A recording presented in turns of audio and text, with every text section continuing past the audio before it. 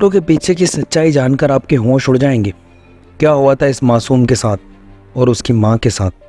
आखिरकार किन लोगों ने उसकी माँ की इतनी बेरहमी से हत्या कर दी थी? कौन है इसके पीछे मास्टरमाइंड? सब कुछ बताएंगे आप।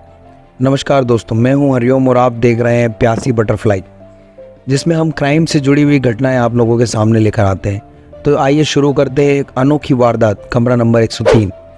जयपुर के प्रतापनगर डबल मर्डर मिस्ट्री का पर्दाफाश जरूर। और सीधे लिए चलते हैं आपको जयपुर पुलिस के प्रेस कॉन्फ्रेंस में। श्वेता, बड़ी खबर आ रही है राजधानी जयपुर से। बड़ी खबर है जहां डबल मर्डर का खुलासा। डबल मर्डर मामले में जयपुर की हरवाड़ा थाना पुलिस। बात है साल 2020 की। 2020 में देश का हर इंसान लगभग परेशान रहा। देश जिस महामारी से गुजर रहा था उसको याद करके दिल दहल जाता है। लेकिन इस साल के पहले हफ्ते में ही जयपुर को खून से लहूलुहान कर दिया। बात है जनवरी माह की 7 तारीख की। प्रतापनगर स्थित यूनिक टावर के आई ब्लॉक के कमरा नंबर 103 में रहने वाली एक शादीशुदा महिला श्वेता तिवारी की किसी ने निर्ममता से हत्या कर दी थी और साथ ही में उसके मात्र 21 माह के बेटे श्रेयम को किडनैप कर लिया था। इस घटना ने पूरे इलाके में मां की हत्या और बेटे की किडनैपिंग से पूरा शहर कांप उठा था। Shweta Tiwari Indian oil corporation में काम करने वाले रोहित तिवारी की पत्नी थी। रोहित को खबर लगी तो उनके पैरों तले से जमीन खिसक गई। वह तुरंत भागकर घर आए और घर पर आकर उनके होश उड़ गए। उसने अपने सर को पटका और जोर जोर से चिल्लाने लगा। इस घटना ने सभी को तोड़ दिया था। एक हंसता खेलता परिवार आज किस स्थिति से गुजर रहा था आप समझ ही सकते हैं। मामले की जानकारी जैसे ही जयपुर पुलिस को मिली उनके भी होश उड़ गए।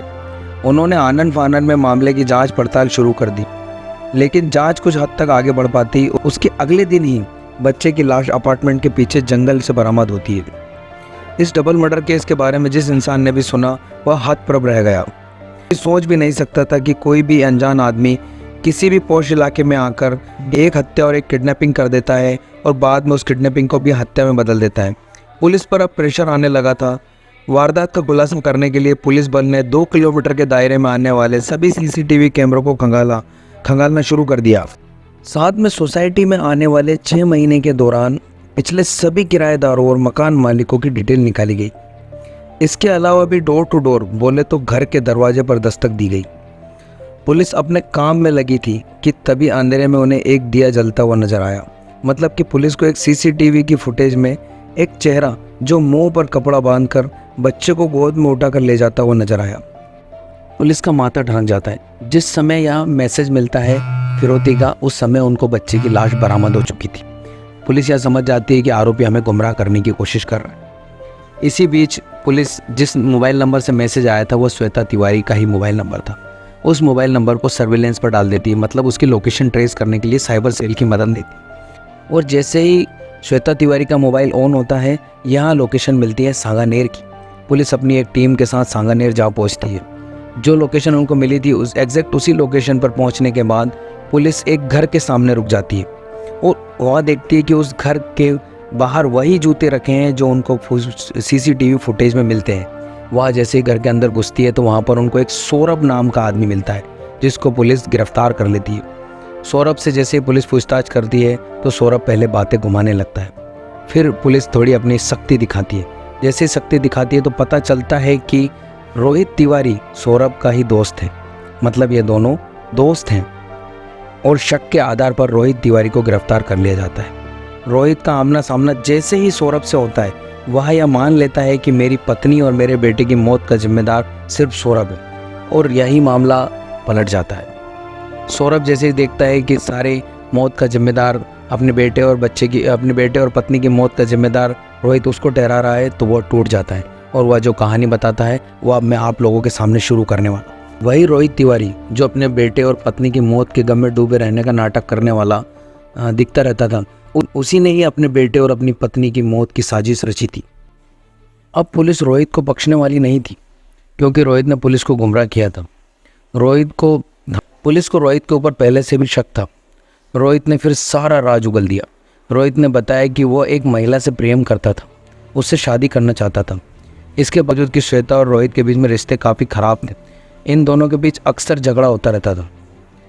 ऐसी स्थिति में रोहित ने श्वेता को रास्ते से हटाने का मन बना लिया था और रोहित ने 6 महीने पहले से ही श्वेता के मर्डर की प्लानिंग की थी।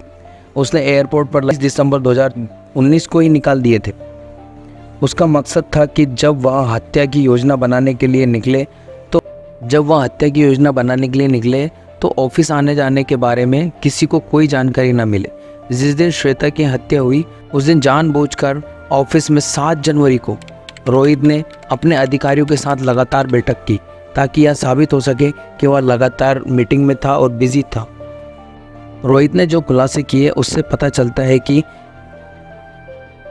उसने 7 साल इस हत्या का इंतजार किया। रोहित और श्वेता की शादी सन 2011 में हुई थी, लेकिन उनके बीच शुरुआत से ही झगड़े होते थे। वह तो अपनी पत्नी का कत्ल काफ़ी पहले करना चाहता था, लेकिन अगर वह पहले कर देता तो दहेज के पचड़े में फंसने से बचने के लिए उसने पूरे 7 साल इंतजार किया। हाँ जी, एक हत्या को अंजाम देने के लिए रोहित ने 7 साल तक इंतजार किया।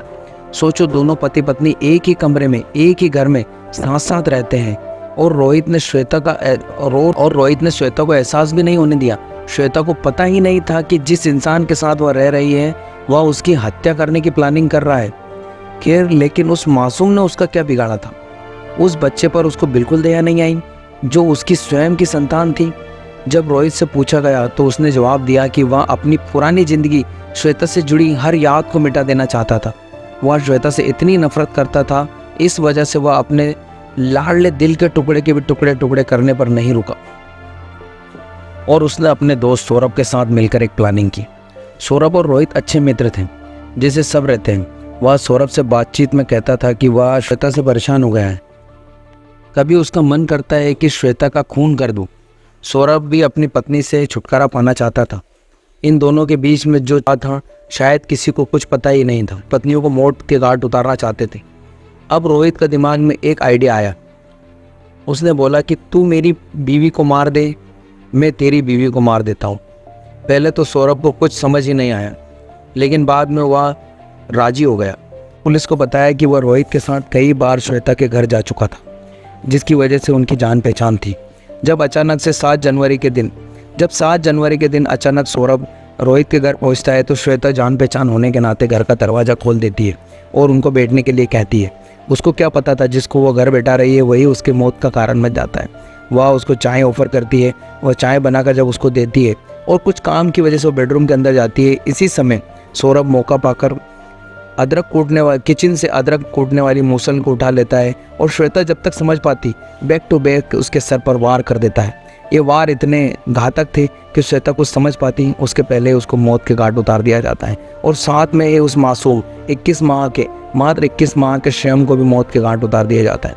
बाद में उसकी लाश को चादर में लपेटकर सौरभ पीछे जंगल में झाड़ियों में फेंक देता है, जो पुलिस को अगले दिन बरामद होती है 8 जनवरी को। इस डबल मर्डर केस के बाद पूरा जयपुर शहर बहुत ही घटना के बाद लोग बुरी तरह भड़क गए थे। उन्होंने सौरभ और रोहित को फांसी की सज़ा देने की मांग की। हालांकि दोनों अपराधियों ने जमानत के लिए उच्च न्यायालय में गुहार लगाई थी, लेकिन उसको खारिज कर दिया गया। अभी भी वह हवालात की सज़ा काट रहा है। आपको यह हमारी कहानी कैसी लगी उसके बारे में हमें कमेंट बॉक्स में ज़रूर बताएं। धन्यवाद।